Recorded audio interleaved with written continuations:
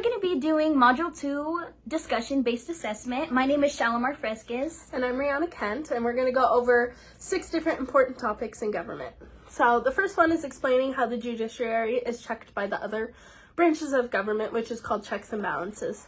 The legislative branch, often composed of Parliament or Congress, has the power to create, amend, and repeal laws. Through this process, they indirectly influence the scope and interpretation of laws that the judiciary applies. Additionally, legislatures have the authority to confirm or reject judicial appointments made by the executive branch, providing a form of oversight over the composition of the judiciary.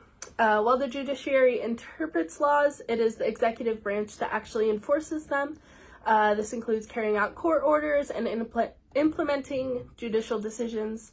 So if the judiciary were to overstep its bounds or have its rulings deemed unconstitutional, the executive branch can refuse to comply or take actions to challenge the decisions through legal means.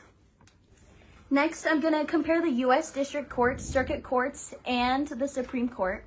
So first, as the Supreme Court being the highest court of the land, it is the court of the last resort for those looking for justice. Second, due to its power of judicial review, it plays an essential role in ensuring that each branch of government recognizes the limits of its own power and what it has.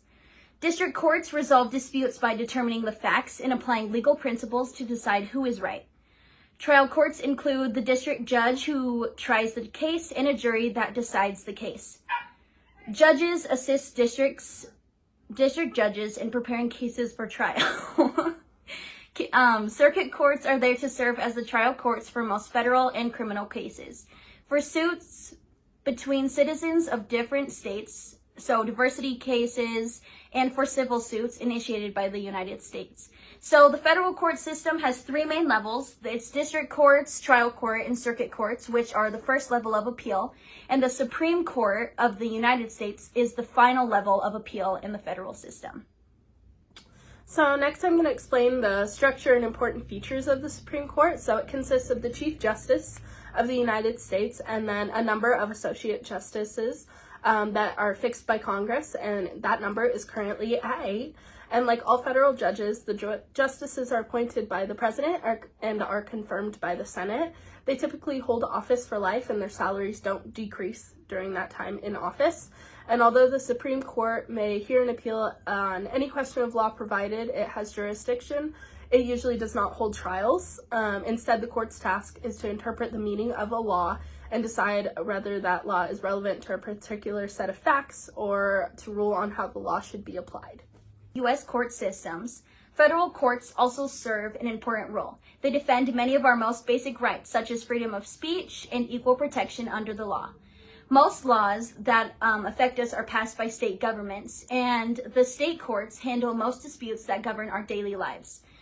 This could be from parking tickets to doing anything really that we do on a daily basis. We feel protected as individuals because the courts are designed to ensure that people who are accused of a crime receive a fair and speedy trial and are proven guilty or innocent in a court of law.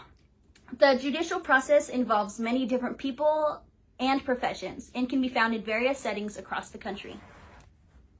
So next we're going to compare the positive and negative aspects of a dual court system. So the dual court system is an essential feature in any country operating on a federal system. It basically confirms the separate sovereignty of subnational governments from that of the central government. So a downside is that the system could result in double prosecution of criminals. So while having such a decentralized and varied set of judicial operations affects the kind of cases that make it to the courts and gives citizens the alternate